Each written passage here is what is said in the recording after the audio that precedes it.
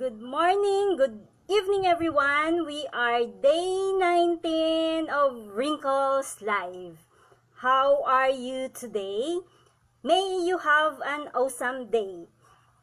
I am Arms. I'm an income diversification strategist and my mission is making people live better.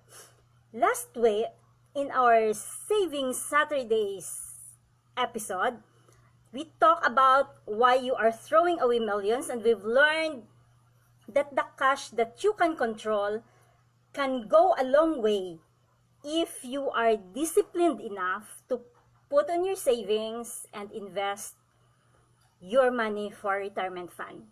Today is about creating your special funds. In Proverbs, it says that the way of fools seems right to them, but the wise listen to advice. So, why do we need to do this? Ba't natin kailangan na mag-create ng special fund natin? So, remember last Saturday about living in the 70% of what we are earning and living within our means. Since we have established that, today we need to make a solid plan on what should be done with the remaining 30% of what we are earning. But the question is, what comes to mind when you have extra cash in your wallet or in your bank account? So, iniisip mo ba na bibili ng gadget? Bigger, a 46-inch TV, bibili ka? Go on a grand vacation? Magpaparenovate ka ng bahay? Are you going to dine out with family? Or you're going to shop until your feet ache? Be pampered by the salon from head to toe? And maybe donate some of it. But does investing or multiplying your money come to mind? Second, do you give a thought on paying in advance your amortization if you have extra cash so that it can be fully paid ahead of time? Naiisip ba natin yun pag may extra money tayo in our hands? Let's determine the usual amortization in our list. For example, bahay. Was it financed by the bank or directly by the developer? How many years? 5, 10, 20, 30? What is your plan? Pay it for the next 30 years? Or use a portion of the remaining 30% of what you are earning every time you have bonuses? You make advance payments so that in 5 years time it is already fully paid? Or you have premiums on your car, so nagbabayad ka monthly ng car mo. Was it financed by the bank or other credit institution? How many years will this be paid? If you are paying this before the contract amortization ends, how much will you save? Ask your dealer. Kasi sometimes it is more advantage for the dealer or for the salesman of a car dealer that you would pay your amortization in a much longer term, because it means bigger commission for them. But then, on our part, it would be a big savings if we have to pay it in a lesser time. So, insurance premiums. How many do you have? For kids' education, property, among others, how much is your recurring payment? If you can, shorten your paying years and get the same benefits out of it. Third, there is an emergency that needs immediate funding. How do you fund it. Is there an available funds pag nangyari yon? When I found myself in a huge debt,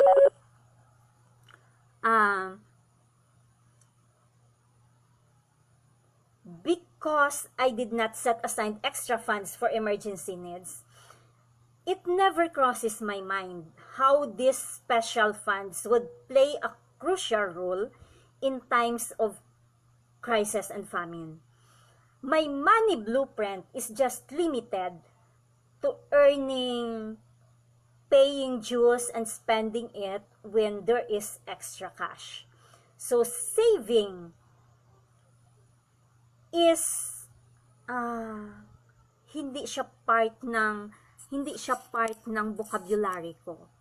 So when my mother got sick and my siblings were still in school finishing their college education, and being a breadwinner,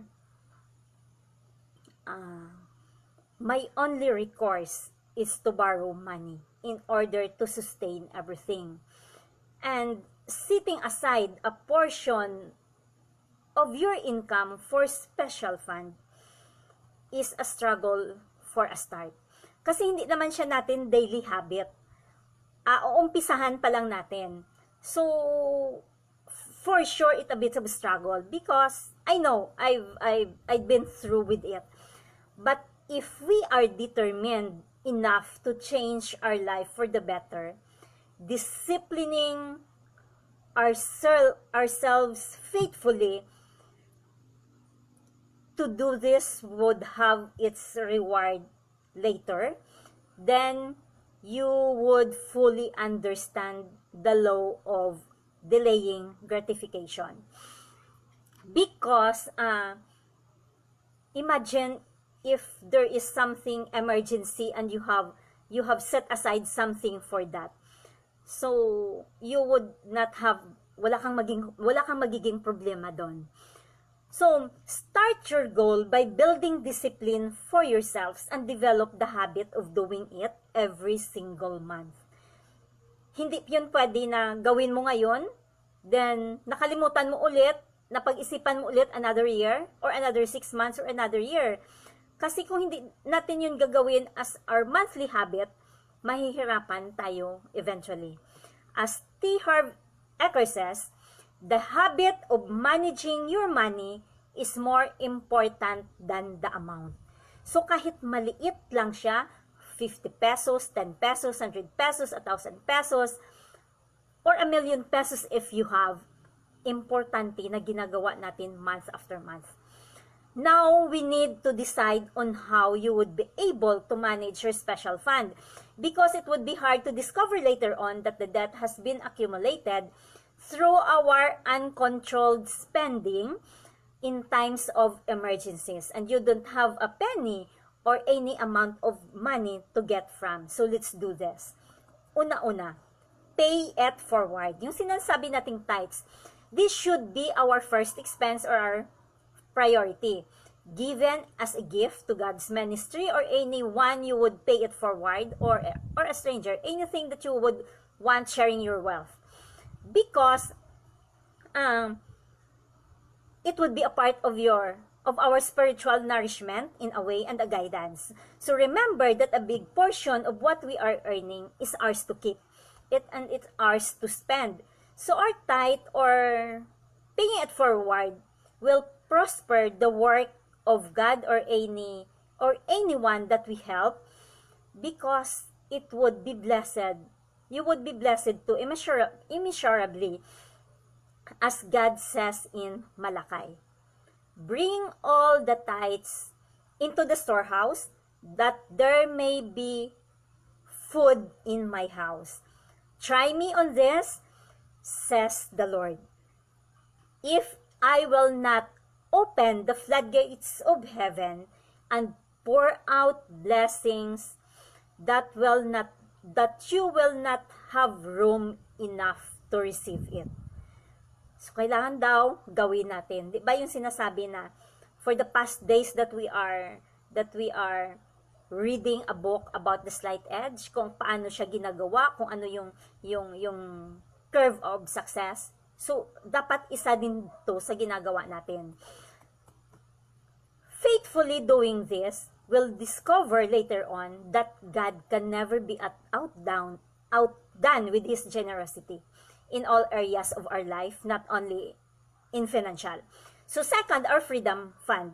This should be allotted, supposed to be dapat, in paying debts in advance.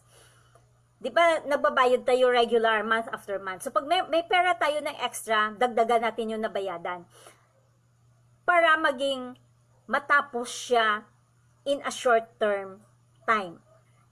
So, this will eventually lower the interest payment of the principal you borrowed. Before I decide to go massively invest on my financial education, I am at loss on what I need to do. I'm in a crossroad. Hindi ko alam kung ano yung gagawin ko. That is why I massively invest on my financial education. Hindi ko kasi nakikita yung end ng struggle ko. And that is how to break free from it. So, and I'm afraid that I would die and not be able to finish it. So, but now, I can see clearly through the eyes of time, through my learned activity, through my learned and knowledge activity day by day, I know that success is within my grasp. So, next, emergency fund. This must be a must for everyone.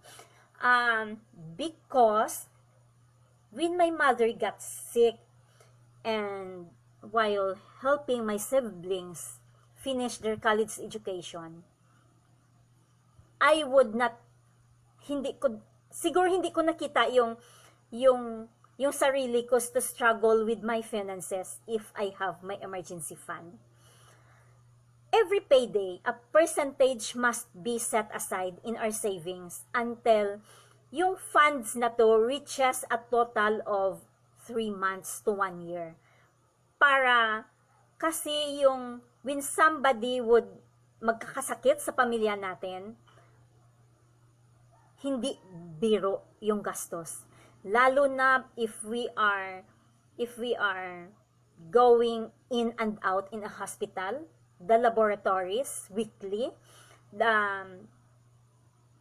maintenance medicine, the diets na kinakain ng pasyente, malaki siyang gastos week after week. So kung wala tayong emergency fund at wala tayong pang-sustain doon, wala tayong magagawa kundi to borrow money. So kailangan natong i-avoid to. So take care of yourself of the stress in going through this. Kasi at sinasabi natin on previous days of what we are doing here were maraming as if sa buhay. So kailangan nating tong gawin. And this should not be withdrawn unless it is for emergency. So kailangan nating i-disiplina yung sarili natin. At ito yung ilalagay natin, separate savings account in a bank. Another one is we need to pay ourselves too. So this would be our wealth fund. So dapat napupunta to sa investment fund natin. So we'll go back again to our computation on how our investment multiplies in a given period of time. Diba? We could have millions in the span of 20 to 35 years to 40 years if we are doing it month after month, even for a 500 pesos. Diba? Alam natin yon.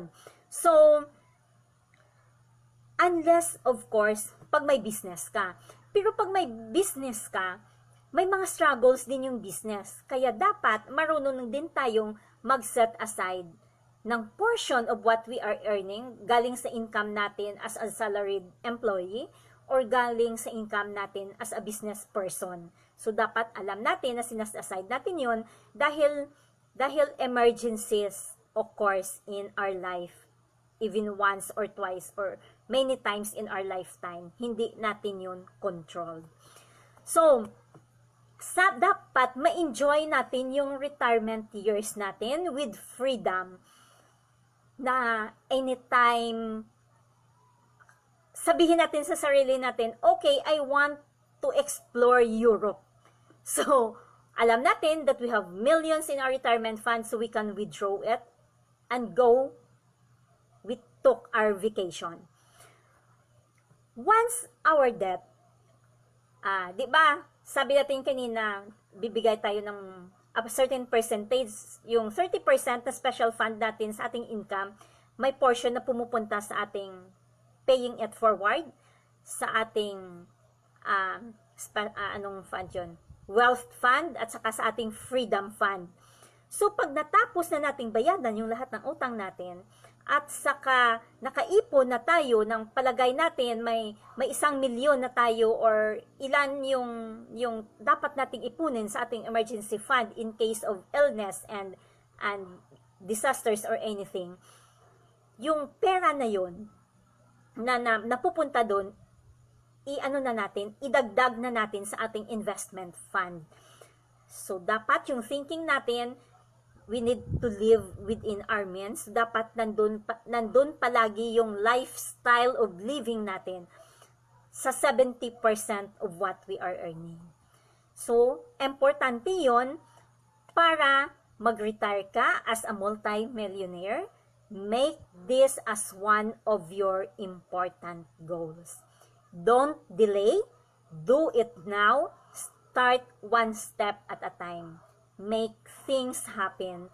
Dahil kung nakaya ko, kung nakaya ng iba, kaya mo rin at kaya nating lahat. So, once again, thank you for being here with me in day 19 of The Wrinkles Live and to those who are watching in replays.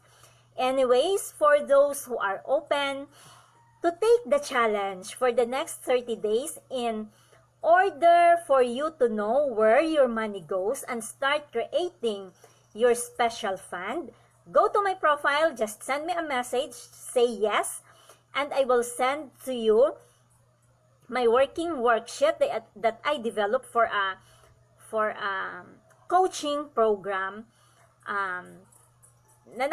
Isusulat mo doon yung lahat ng ginagastos mo araw-araw para ma-dissect mo kung ano yung dapat na unnecessary expense na ginagastos natin araw-araw na pwede na lang naman tayong mabuhay na hindi natin yun gagastusin para madagdag sa investment fund natin. We would be surprised pag nilista natin yun lahat. We would be surprised. Dahil ginawa ko na yun. So, creating your special fund would be easy peasy. So, thank you all.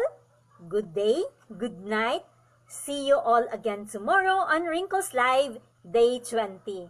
And our topic, tomorrow is Serenity Sundays, and it would be about the gift of solitude. See ya all.